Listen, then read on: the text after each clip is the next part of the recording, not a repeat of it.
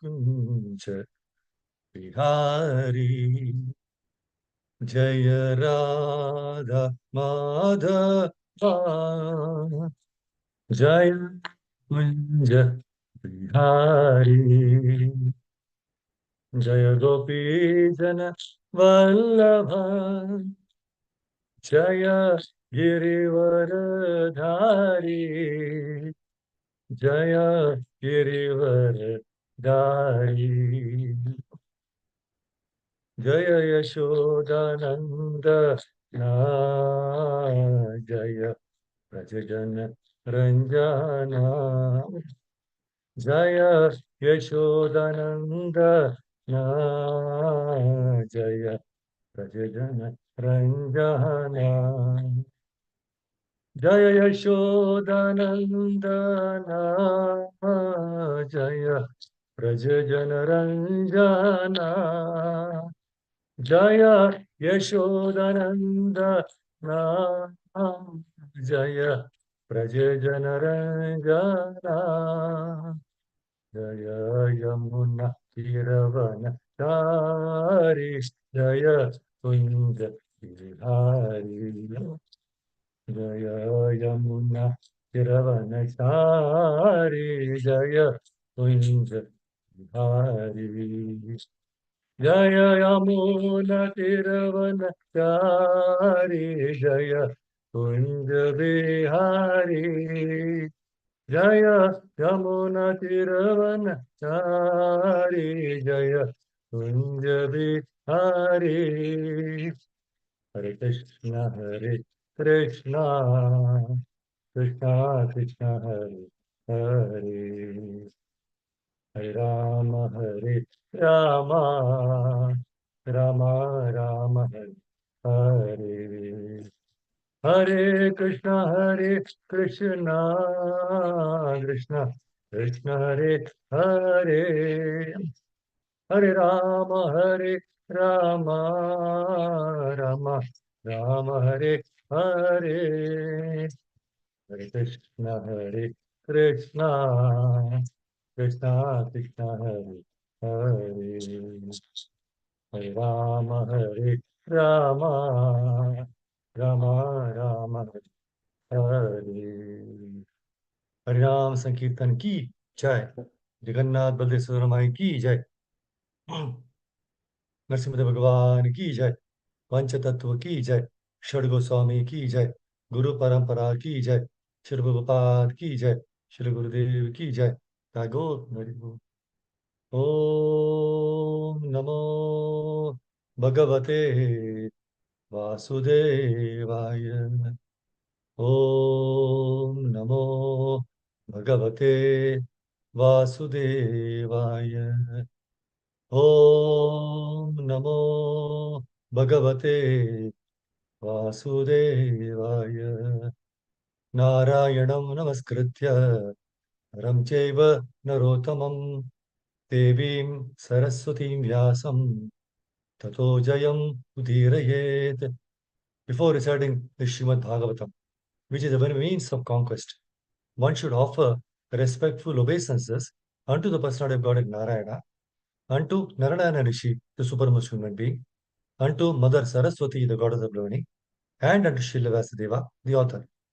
नष्टप्रायेषु भद्रेषु नित्यं भागवत सेवया Bhagwati उत्तमश्लोके bhaktir naishiki. By regular attendance in classes of the Bhagavatam and by rendering of service to the pure devotees, all that is troublesome to the heart is almost completely destroyed. And loving service unto the personality of God in Narayana, who's always transcendental songs established as an irrevocable fact. So Hare Krishna. So today,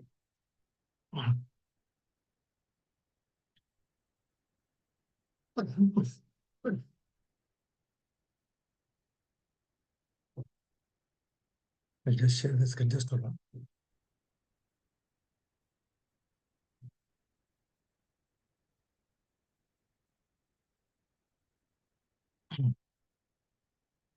So today from Srimad Bhagavatam, third canto,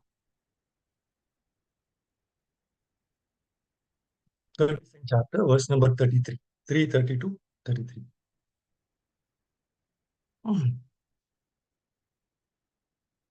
यतेन्द्रियैः पृथग्द्वारैर् अर्थो बहु गुणाश्रयः एको नानेयते तद्वत् भगवान् शास्त्रवर्त्तमभिः भगवान् शास्त्रवर्त्मभिः यतेन्द्रियैः पृथग्द्वारैर् अर्थो बहुगुणाश्रयः एको नानेयते तद्वत् भगवान् शास्त्रवर्त्मभिः यतेन्द्रियैः पृथग्द्वारैर् अर्थो बहुगुणाश्रयः एको नानेयते तद्वत् भगवान् शास्त्रवर्त्मभिः. Anybody would like to recite? Please go ahead. Hare Krishna Prabhu, may I? Yes, Mother. यतेन्द्रियैः पृथग्द्वारैः अर्थो बहु गुणाश्रयः एको नानेयते तद्वत् भगवान् शास्त्रवर्त्मभिः. Hare Krishna. Hare Krishna. Anybody else? Hare Krishna Prabhuji. Yes. यतेन्द्रियै पृथग्द्वारैर् अर्थो बाहुगुणश्रयः एको नान्यते तद्वत् भगवान् शास्त्रवर्त्तमभिः. Hare Krishna Prabhu. Yes, my Prabhuji. Anybody, Prabhuji? Yes, Prabhu. यतेन्द्रियै पृथग्द्वारैर् अर्थो बहुगुणाश्रयः एको नानेयते तद्वत् भगवान् शास्त्रवर्त्मभिः.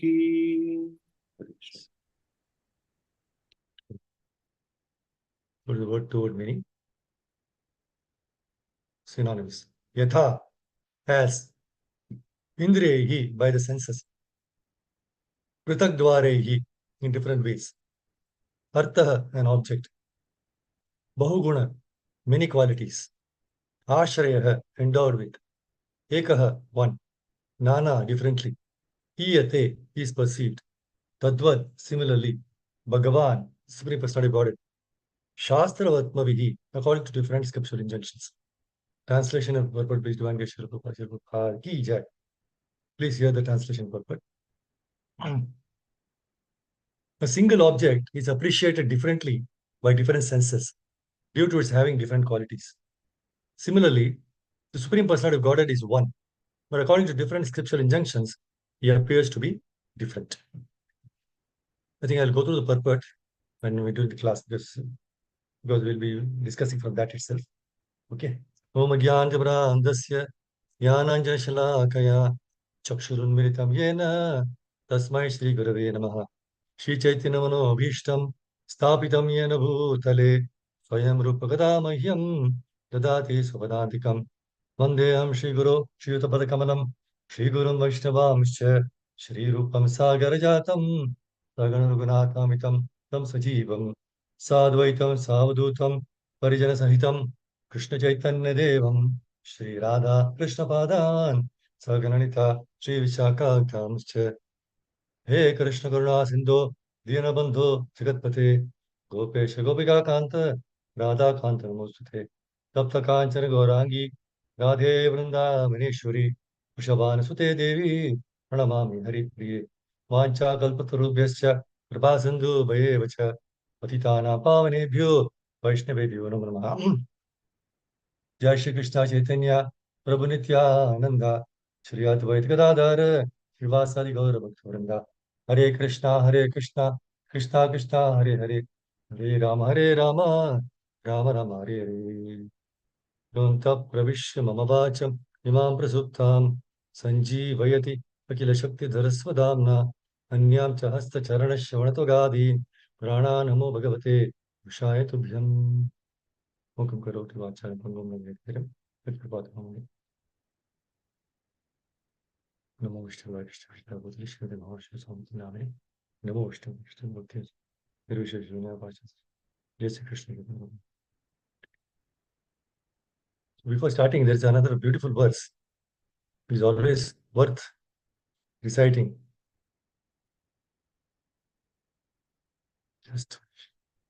I'll just share that verse to you so that everywhere, because this is what we want, right? So this verse is very, very useful to everybody to recite every day in morning and evening, anytime.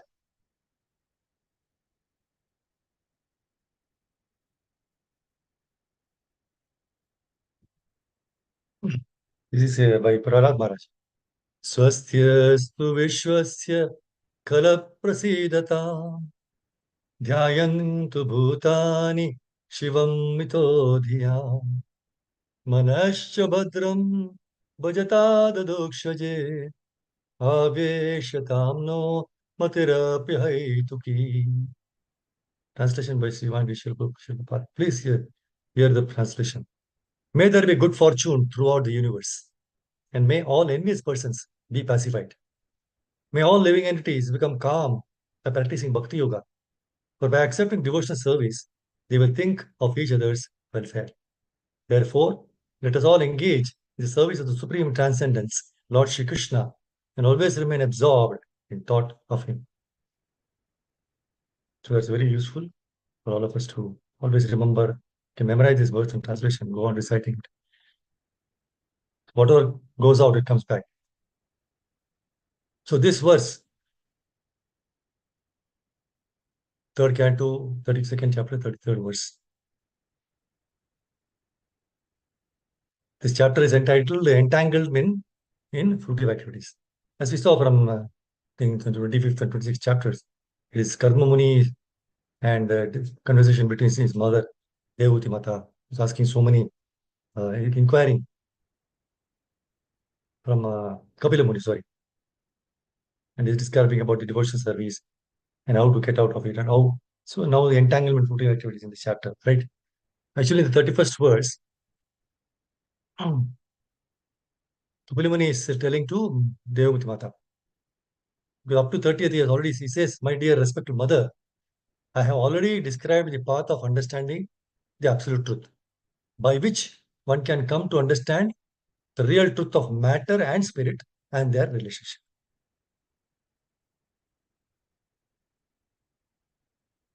So that's what we saw, no? This is 31st verse. My dear respected mother, I have already described the path of understanding absolute truth and to understand the real truth. So before going to the 33rd chapter, 33rd verse, even this purport of 32 is also very, very important to understand. I'll just read out. Please hear very carefully.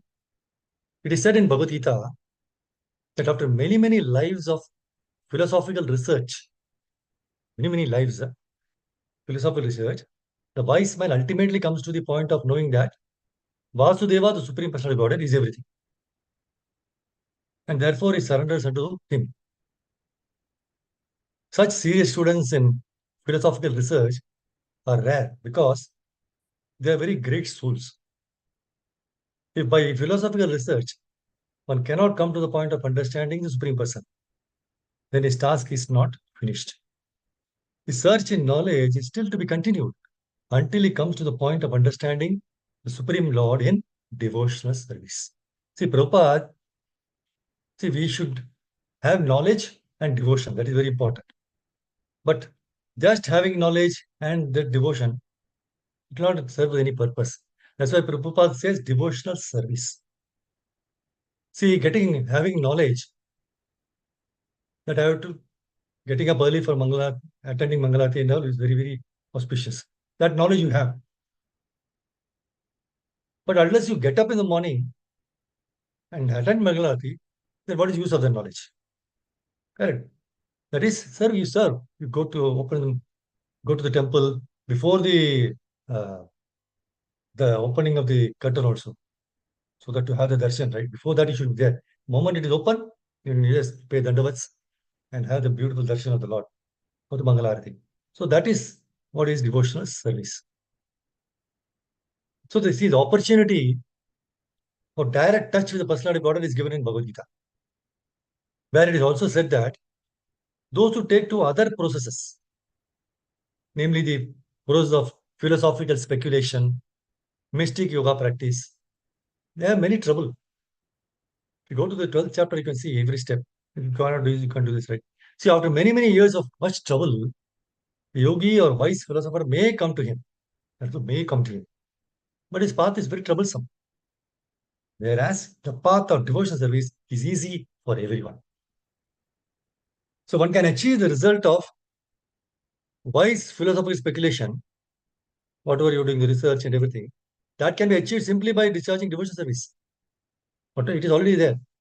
And unless one reaches the point of understanding the personality of God by his mental speculation, all his research work is said to be simply a labor of love. Shrama eva hi kevalam. See, the ultimate destination, Prabhupada says, of the wise philosopher is to merge it in the impersonal Brahman. But that Brahman is the effulgence of the Supreme Person. The Lord says in Bhagavad Gita 14.27, Brahmano hi pratishtaham amartasya vyasya cha. I am the basis of the impersonal Brahman, which is indestructible and is the supreme bliss. So the Lord is the supreme reservoir of all pleasure, including Brahman pleasure. Therefore, one who has unflinching faith in the Supreme Personality of Godhead is said to be ready, is already realized in impersonal Brahman and Paramatma. So coming to this current beautiful verse. So here, the translation, a single object is appreciated differently by different senses due to its having different qualities. Similarly, the Supreme Personality of Godhead is one, but according to different scriptural injunctions, he appears to be different. Srila Prabhupada, purport, Srila Prabhupada ki jai. See, it appears that by following the path of Jnana Yoga or empirical philosophical speculation, one reaches the impersonal Brahman. Whereas, by executing devotional service in Krishna consciousness, see, this is very important. By executing devotional service in Krishna consciousness, one enriches his faith in and devotion to the personality of God. But it is stated here that both Bhakti Yoga and Jnana Yoga, both Bhakti Yoga and Jnana Yoga are meant for reaching the same destination. That is the personality of Godhead. By the process of Jnana Yoga, the same personality of Godhead appears to be impersonal,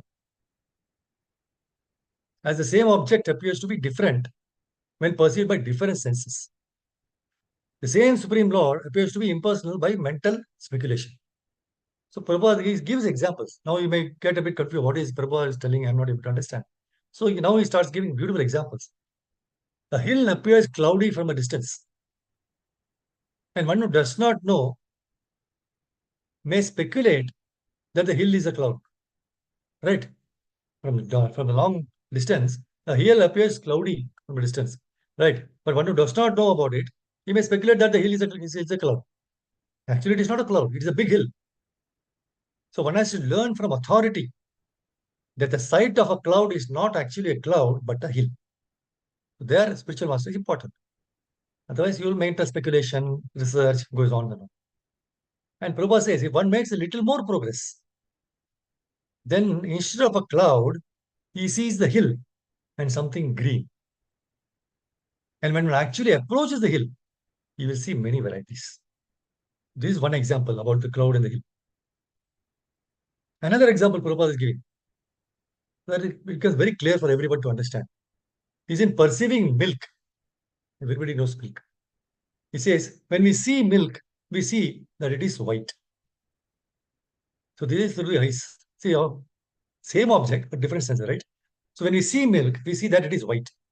When we taste it through the tongue, it appears that milk is very palatable.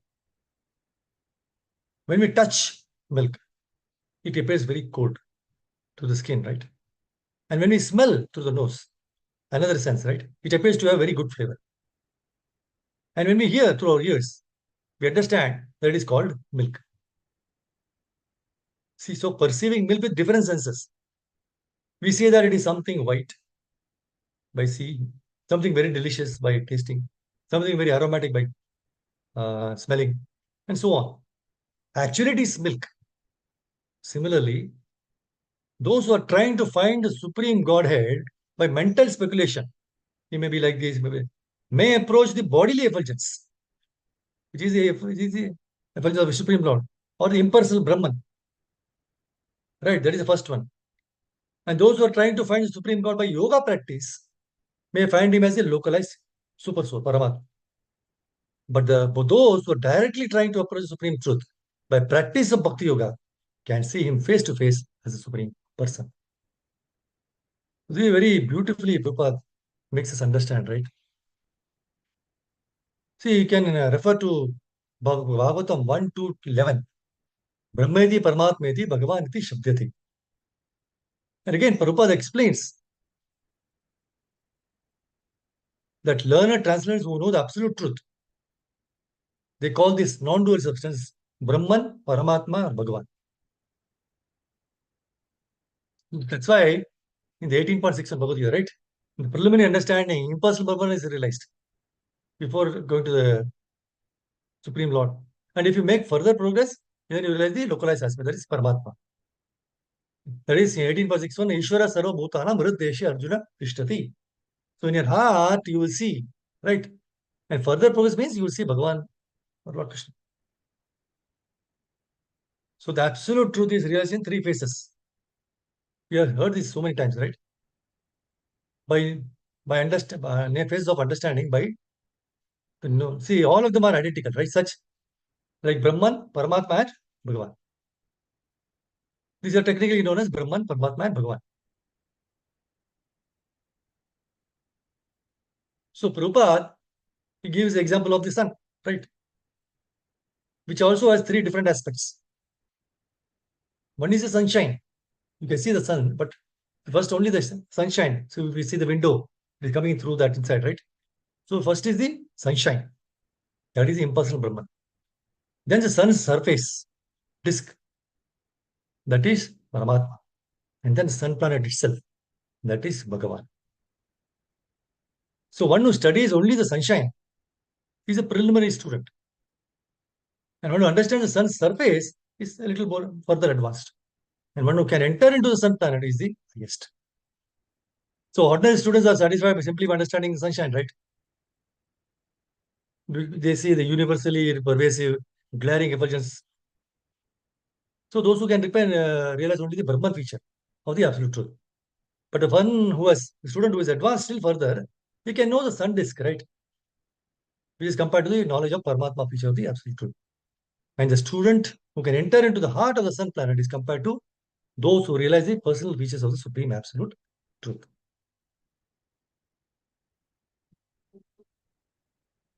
See now, the second paragraph, Prabhupada says ultimately the supreme person is the destination of all different processes.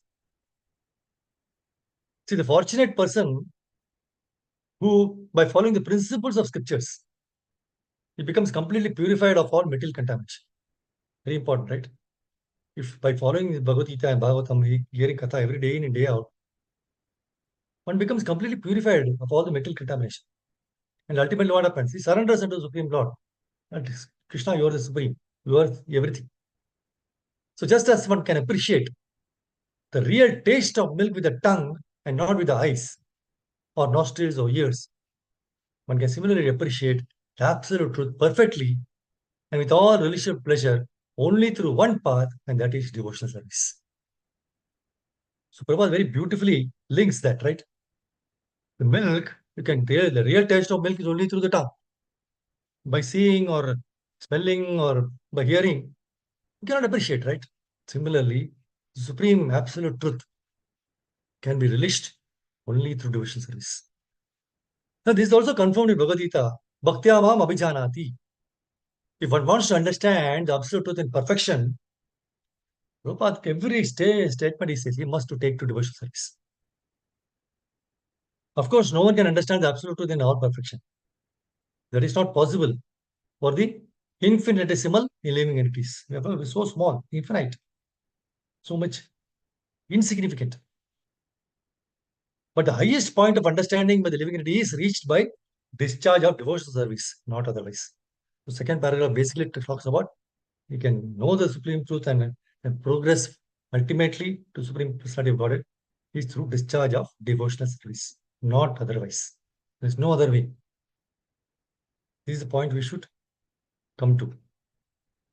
And in the third, beautiful another here, by following the various scriptural paths, one may come to the impersonal awareness of supreme personality. Maybe not necessarily Bhagavad Gita, there may be so many other Puranas, Vedas, Upanishads. There may be so many other things they go through. So the transcendental pleasure derived from merging with or understanding impulse Brahman is very extensive because Brahman is Ananta. Tad Brahma Nishkalam Anantam. Brahmananda is unlimited. But that unlimited pleasure which you get from the impersonal, it is unlimited, they say, from impersonal Brahman, but that pleasure can also be suppressed. That is the nature of transcendence. So the unlimited can be surpassed also. And that higher platform is Krishna, beyond the impersonal Brahman. So when one deals directly with Krishna, the mellow and the humor released by dissipation of God's service is incomparable. Even with the pleasure derived from transcendental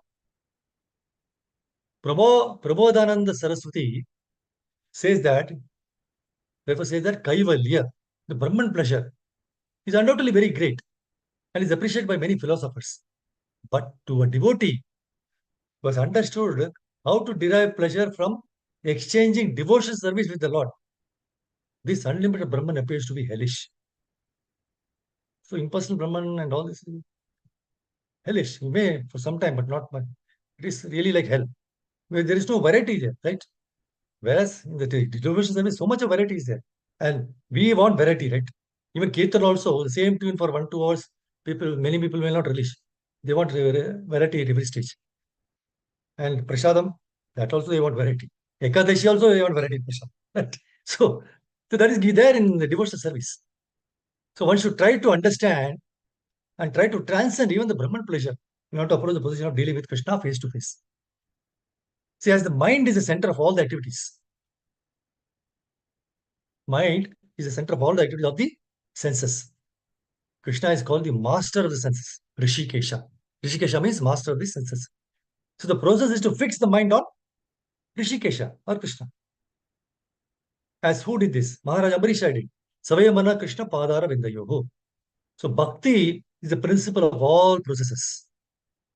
Without bhakti, neither Jnana Yoga nor Ashtanga Yoga can be successful. And unless one approaches Krishna, the principles of self-realization have no ultimate destination.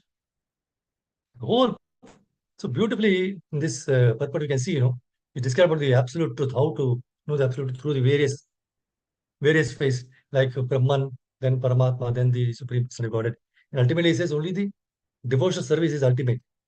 There is no other way of getting the self-realization and going back home, back to Godhead. So this is the point we should thoroughly understand.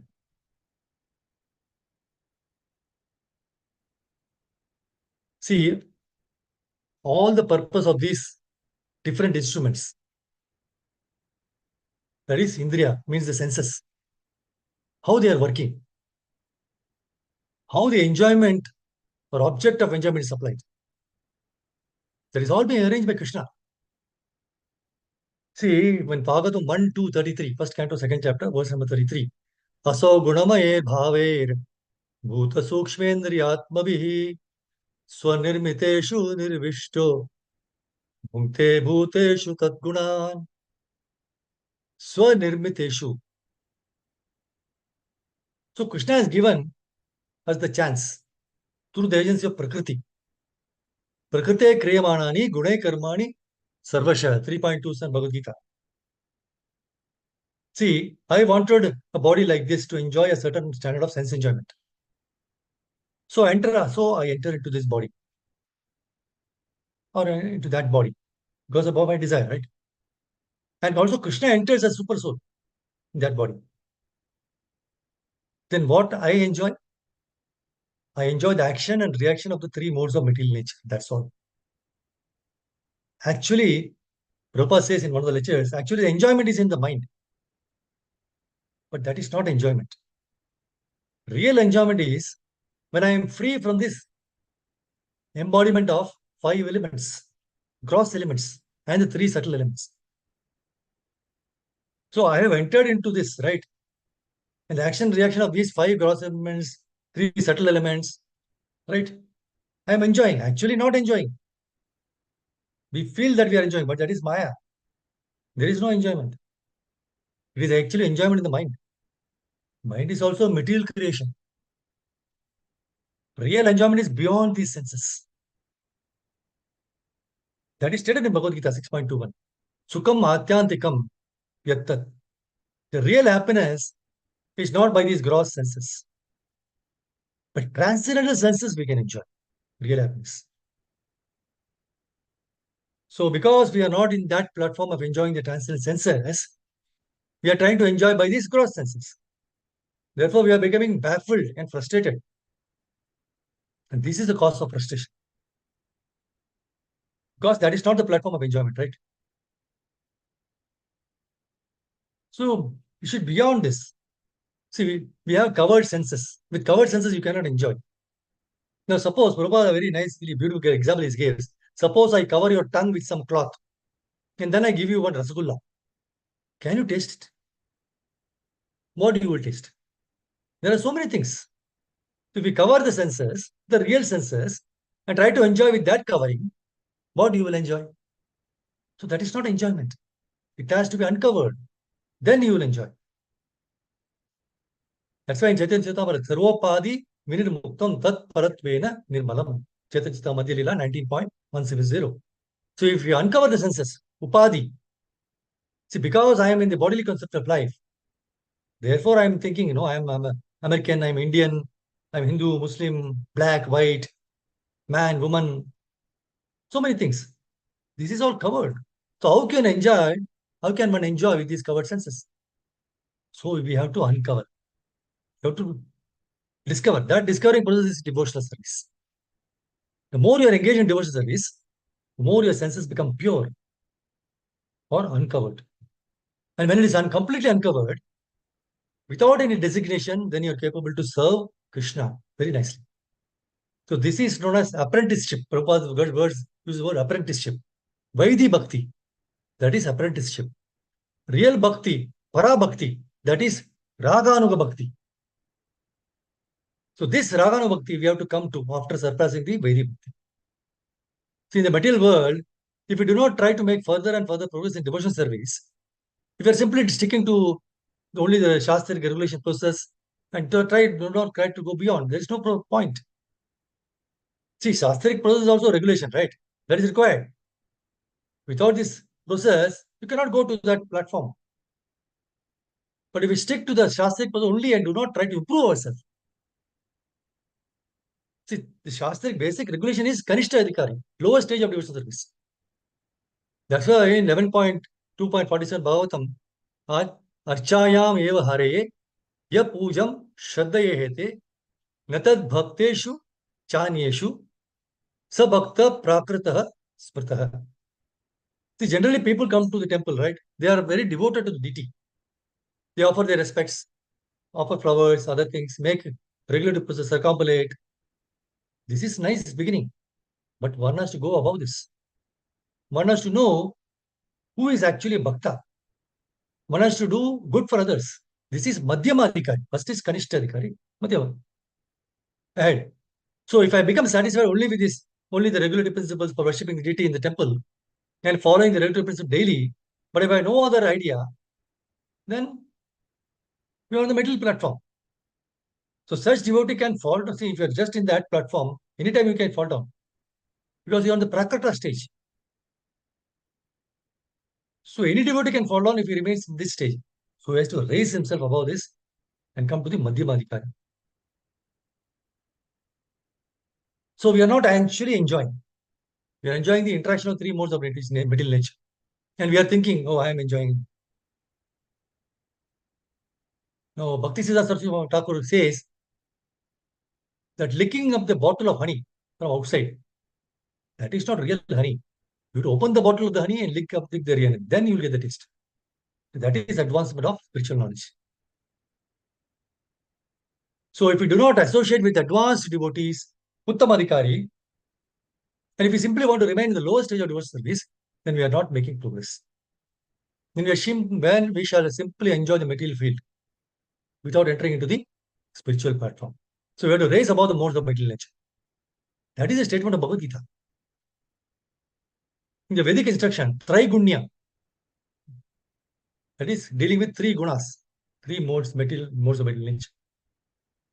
There's another word in 2.45 Bhagavad Gita. Nistraigunya Bhavarjuna. Nistraigunya. What is that?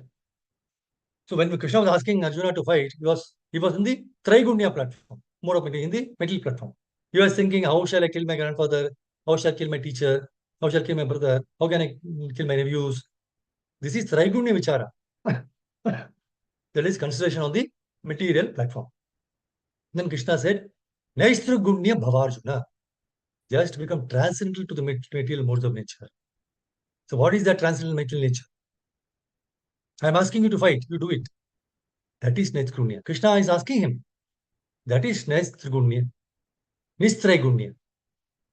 Traigunya Vishya Veda, Nistraigunya Bhavarjuna. So the guna or nirguna, these two words are there in the Vedic literature. So when we speak of guna, means the three gunas, three modes of material nature. Right? Goodness, passion, ignorance. And nirguna means above these three material modes of material nature. So actually, devotional service is above the three modes of material nature. Sagunan samate itaitan brahma bhuyaya kalpate. 14.26 Bhagavad Gita. So when you are actually in pure devotional service, we saw no saropadi vinimuktam. That is being freed from the interaction of the three modes of material nature. That is real transcendental stage of devotional service. So we have to try to go to that platform. Otherwise, we shall remain a prakrata bhakta, material platform. We have to come to the transcendental stage. And that is not very difficult, Prabhupada says. Simply one has to become very serious and sincere. That's all. Rupa Goswami has given instruction in the Nectar of Devotion how to prosecute. Proceed. See, he begins in the characteristics of devotion service. He says, Anya bilashate shunyam, jnana karmadi anavritam, anukulyena krishnanu, shilan bhakti uttama. So Bhakti Rasamrita Sindhu, he says 1:11. So we have to begin from this Uttama Bhakti. Uttama means nirguna or transcendental. Uttama, right? Ut means transcendental. And when you surpass Tama, Tama means the material world, right? So Uttama. So Anukulyena Krishnanu Shilana Bhakti Uttama. That is Uttama Bhakti. That is transcendental Bhakti.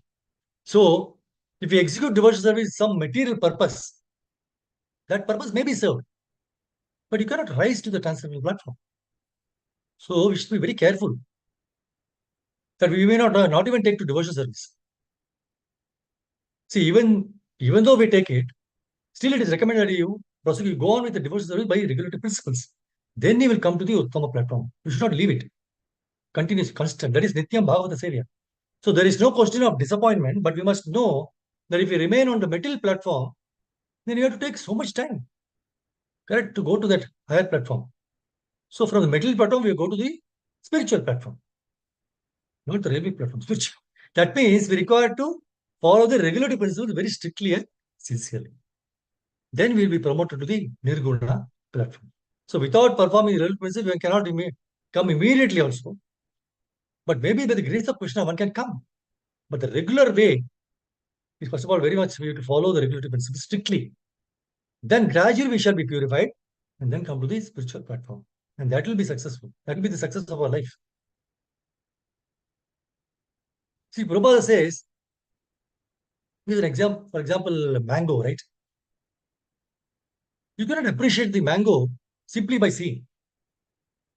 Everybody likes mango. Just by seeing, you cannot appreciate or taste it. So natural tendency when you get a mango is you smell, first of all. Right? So why not see? That is sufficient. No, why you want to smell? So these are all misconceptions. See, different things have to be realized in different processes. So suppose you are a good singer. I see you. I cannot appreciate simply by seeing you. I shall ask you, all right, please sing one song. So when I hear you, then I shall appreciate.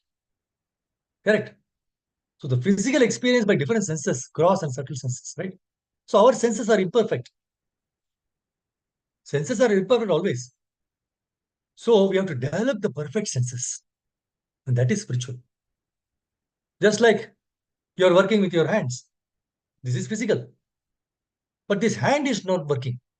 The spirit soul within the body is working. As soon as the spirit soul is out, what is the value of your hand? When the spirit soul is out of your body, now suppose out of your body, and then I'm calling you, Prabhu, Prabhu, or Mr. So and so. Who is hearing? Your ear is there, but you cannot hear. Finished. Therefore, the spiritual senses, that is the real sense. You have got the ears, but the spirit soul is out of your body. In spite of possessing this physical ear, you cannot hear. So believe or not believe, these are facts. The physical senses are not absolute. It is the spiritual senses that acts through the physical instrument and utilize it. So the physical senses are to be spiritualized. See, you cannot appreciate God by physical senses. But when your physical senses are purified and it is spiritualized, then you can appreciate. That is the process. Just like the iron rod. If you put into the process, see, that means if you put the iron rod into the fire for a long time, a time will come the iron rod will be red hot and it is fire. Similarly, if you engage your physical senses, Nityam Bhava continuously in the devotional service, then it will be in the spiritual platform. So when you engage your physical senses in the service of the Lord, then the physical quality of the senses will be diminished or gone. Then your spiritual senses activities will begin. That is practical. So what happens when we sleep? See, there are two phases of senses, gross and subtle.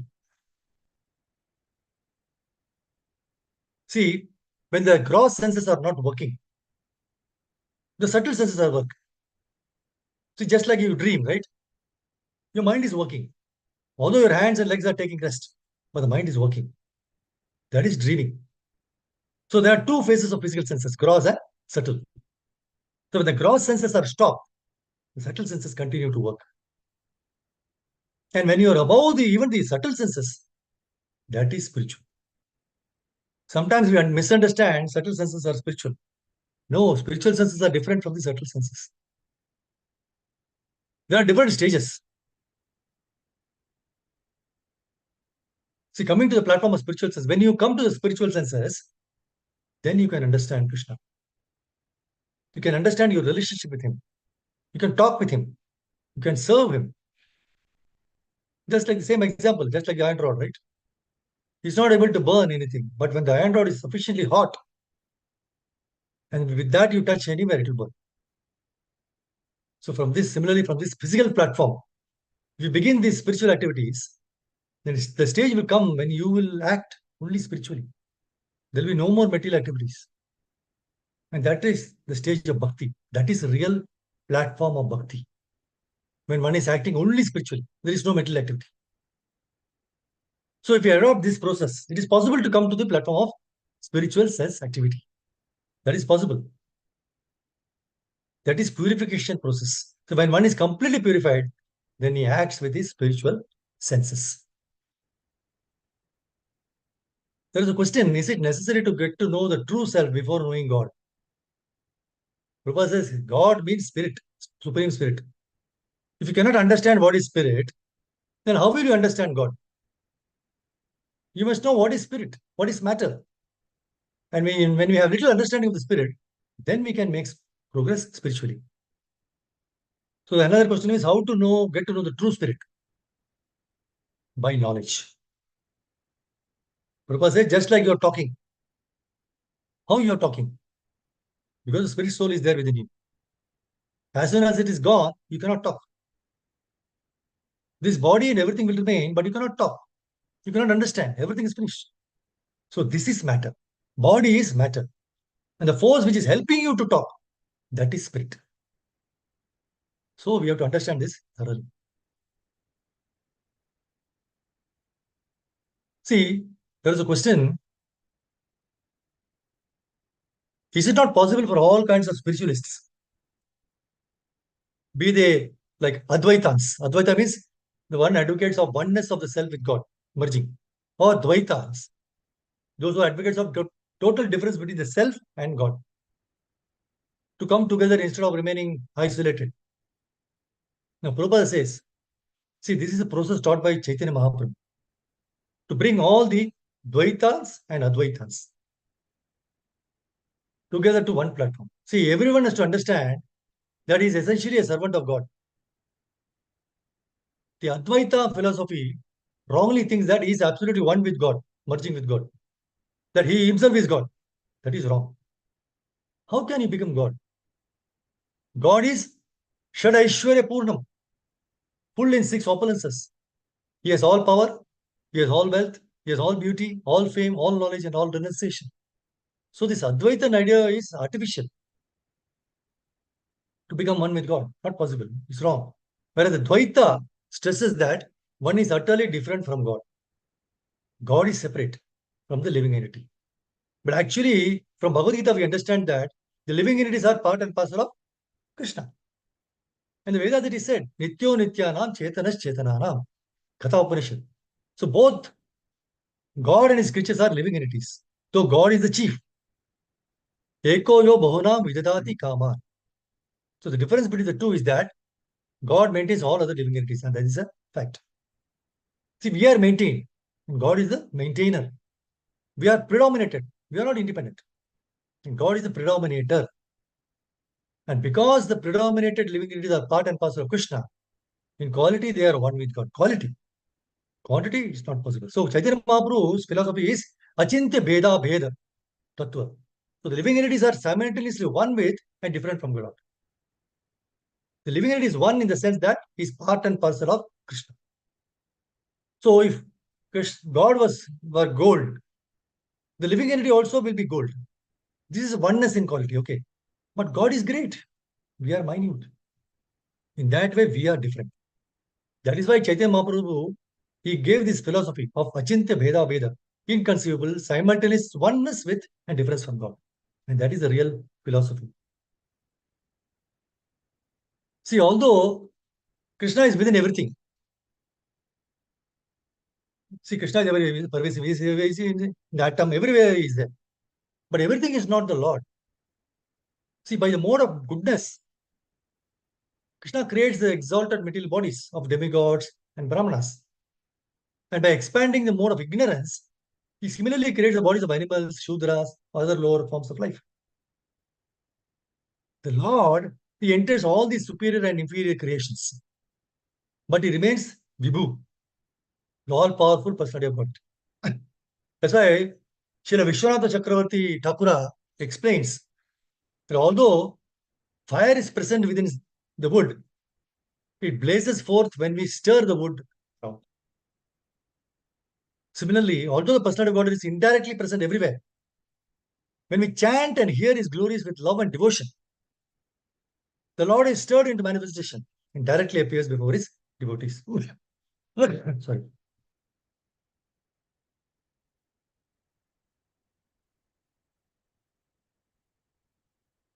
So the foolish, conditioned souls, they ignore the spectacular presence of the Lord within everything and instead absorb their mediocre consciousness in their own temporary material coverings, thinking, I am a strong man, I am beautiful woman, I am the richest, I am PhD, so on.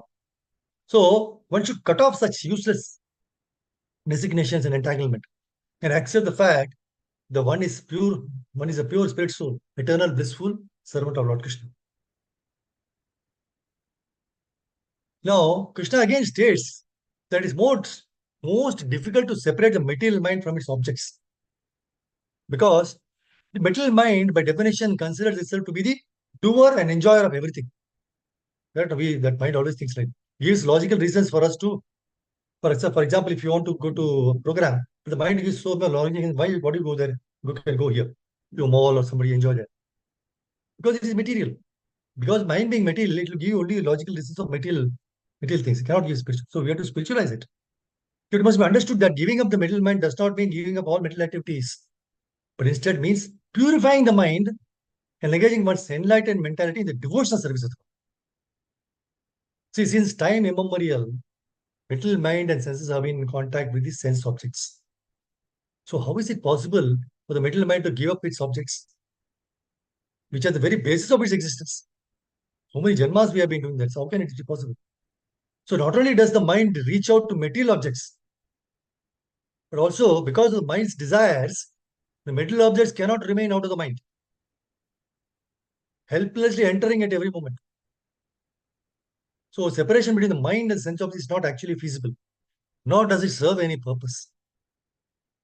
If one retains a mental mentality, considering oneself to be supreme, one may renounce sense gratification, considering it to be ultimately the cause of unhappiness. But one will not be able to remain on such artificial platform, nor will such renunciation serve any real purpose. See, without surrender to the lotus feet of the Lord, mere renunciation cannot take one out of this material world. Just as the sun rays are part of the sun, living entities are part of the Supreme Personality of Godhead.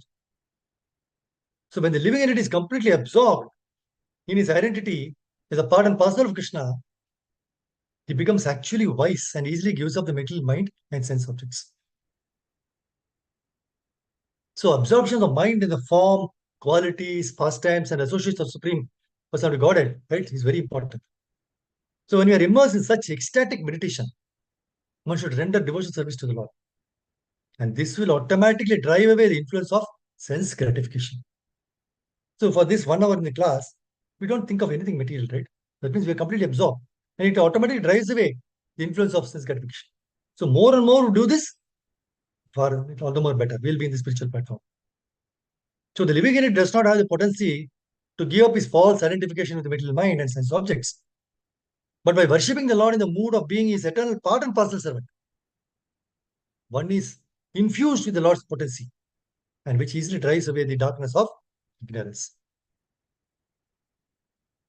See, in one of the classes, there was a question, love God and love the man too.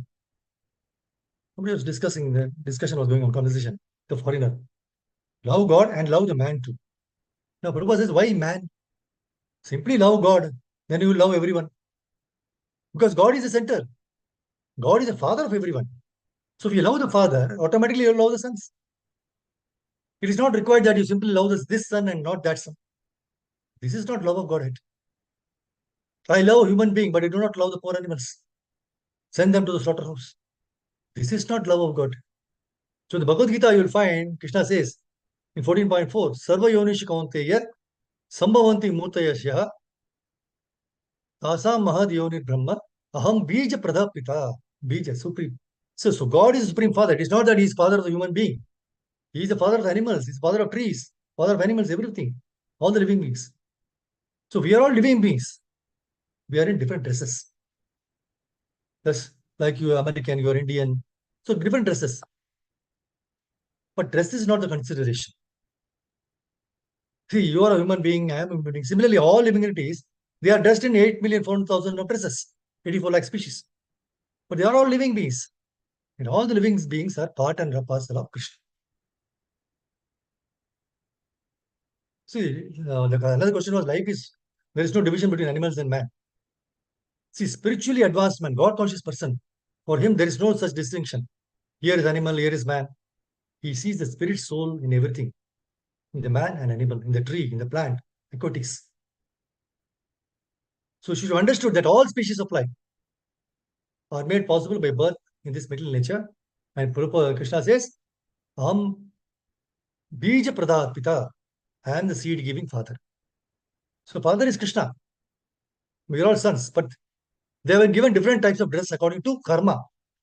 So when actually one loves God, he loves all of them as brothers, not only human beings. Otherwise, it's not love of God. So he does not know what is God. So Bhagavad Gita, you will find you do not find in Bhagavad Gita any sentence where it is recommended that only love the human beings. Nothing. Prabhupada very correct says that. But the love that we have for God, only man can give it. That is the question. Only man can give a love for God. An animal can't love God. A tree can't love God. Now Prabhupada says, but you can love animal. You're not animal. Just like we are discussing about philosophy, because we are grown up and the child he cannot understand, that does not mean we shall be unkind to the children. He may be ignorant. Similarly, the animal may be ignorant, but I am not ignorant. So how can I kill the animal?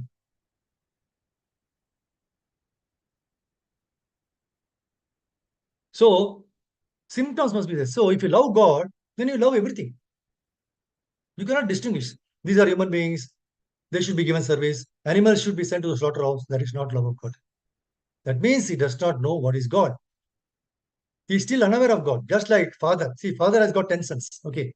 Out of them, one very intelligent, second more intelligent, others are fools. And if the intelligent son proposes to the father, Father, these are useless sons, let me kill. Will the father agree? So God is father of all living entities. He's providing food for animals, for the man, for everyone. See, in the African jungle, elephants, so huge. They eat at a time hundreds of kilos. Krishna is providing them.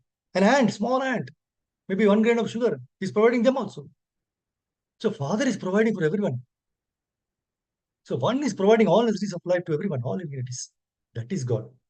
So if I know God, then I can know also that all of them are sons of God. And God is providing all the necessities of life. So what right I have to kill them? So, see, the spirit soul is one. Supreme person of God. So he is manifested in various expansions, right? That's what we. So there are different potencies of Supreme Lord. There are different expansions. The jivas are called vibhinamsa, expansions. So Krishna is manifested as Swamsha and Vibhinamsha expansions. And jivas are the Vibhinamsha. We are all that. And different incarnations are Swamsha expansions. So different potencies of Supreme Lord. There are different expansions of different potencies. So in this way, for different reasons, there are different expansions of the same one principle, Supreme Personality. So and this understanding is real knowledge. But when the living entity is covered by the designated body, he sees differences. Exactly as one sees differences in reflections of oneself on water, on oil, or in a mirror. See, when something is reflected on the water, it appears to be moving. When it is reflected on ice, it appears fixed. And when it is reflected on oil, it appears hazy. The subject is one, but under different conditions, it appears differently. So, Paramatma and Jivatma are two different personalities. They are not one. And Krishna is a Vishwatma, he's a super soul. So, why one is acting as a hog, one is acting as a dog, one is acting as a demigod? Why these differences? See, we are all living in it, Jiva Tattva. And Krishna is a Vishwatma super soul. He's the same in everyone's heart. See, Krishna is the same in everyone's heart. So why that person or whatever that body all is acting differently? This is the proof that there is individual soul, Jivatma, and the Paramatma. So Paramatma is sanctioning. Example is Prabhupada gives magistrate or judge.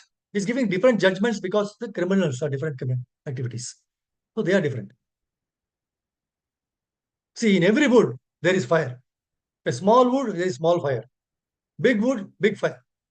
Fire is the same, but according to the different size of the wood, the flames of the fire appears to be different. The flames of fire appears to be different because the living entity is different, of different types. They have got different desires according to the contact with the material quality. So I'll stop in another couple of minutes with a story. See, when we endeavor to do something in life, we succeed. That's what we have to endeavor. Sometimes we fail. Repeated failures sometimes demotivate us so much so that we don't even want to endeavor for it again. Correct? No, it happens. We fail. Oh no, I cannot do this. No. Repeatedly we should go on doing it. It's a beautiful story. See, as a man was passing the elephants were going, so he was passing through them. He suddenly stopped, confused by the fact that these huge creatures were being held by only a small rope tied to their front leg. No chains, no cages, only a rope. So it was obvious that the elephants could at any time break away from their bonds. But for some reason, they did not. So he saw the trainer nearby, no, and he asked, why these huge elephants? They just stood there and made no attempt to get away. The trainer said, well, when they were very young, no, and much smaller, We use the same size rope to tie them. And at that age, it's enough to hold them. As they grow up, they are conditioned to believe they cannot break away.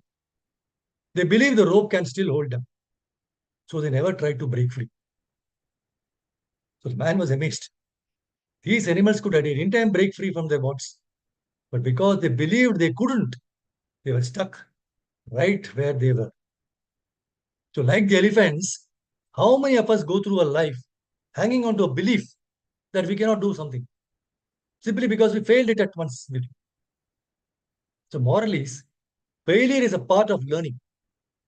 We should never give up the struggle in life. We fail not because we are destined to fail, but because there are lessons which we need to learn from such situations. My Guru Maharaj says that it is always better to endeavor than to remain idle, fearing failures. So even if we fail, we will at least have the satisfaction that we sincerely attempted. That's why Krishna very nicely teaches us in Bhagavad Gita 2.58 as to how we should face the ups and downs in life. Dukkeshu anudvikna manaha, sukheshu vigadaspruha, vitaraga bhaya krodha, sitadher muniruchyate. One who is not disturbed in mind, even amidst the threefold miseries, or elated when there is happiness, and who is free from attachment, fear, and anger, is called a stage of steady mind. So Prabhupada says, such a fully Krishna conscious person is not at all disturbed by the onslaughts of the threefold miseries, for he accepts all miseries as the mercy of the Lord, thinking himself only worthy of more trouble due to his past misdeeds.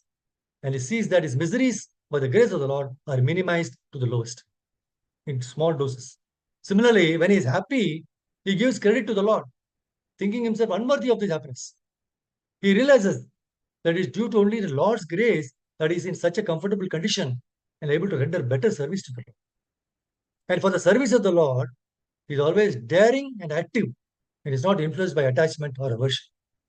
Attachment means accepting things for one's own sense gratification. Attachment means accepting things for one's own sense gratification, and detachment is the absence of such sensual attachment. But one fixed in Krishna consciousness has neither attachment nor detachment because his life is dedicated to the service of the Lord. Consequently, he is not at all angry even when his attempts are unsuccessful. Success or no success. Success or no success. A Krishna conscious person is always steady in his determination. Devotional service, as Prabhupada says in the purport, is very, very important. Grantra Srimad Bhagavatam ki jai, Shri Prabhupada ki jai, Gaur Premanande Hari Hari Bol. Vancha Kalpataru Bichkrva Sandhuvaya Vacha, Patitanam Pavanebhyo Vaishnavi. Thank you, Mataji. Hare Krishna. Stop here. Sorry for taking extra time. So, Hare Krishna, if you have any questions or anything to share, any points, please go ahead. Otherwise, we'll stop here. Hare Krishna. Hare Krishna, Prabhuji, Dhanavad Pranam. Never plans.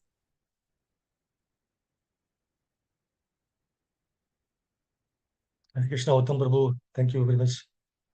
Thank you for your association. Hare Krishna, Prabhu. Very wonderfully described. Thank you so much, Prabhu. You Thank always you. relish your classes. Thank you so much for being there for us. Thank you. Hare Krishna. Gurudev Vijay Shri Prabhupada. Hare Krishna Prabhuji, thank you for inviting Krishna Prabhuji. Thank you. Thank you, Swadhyamati. Hare Krishna.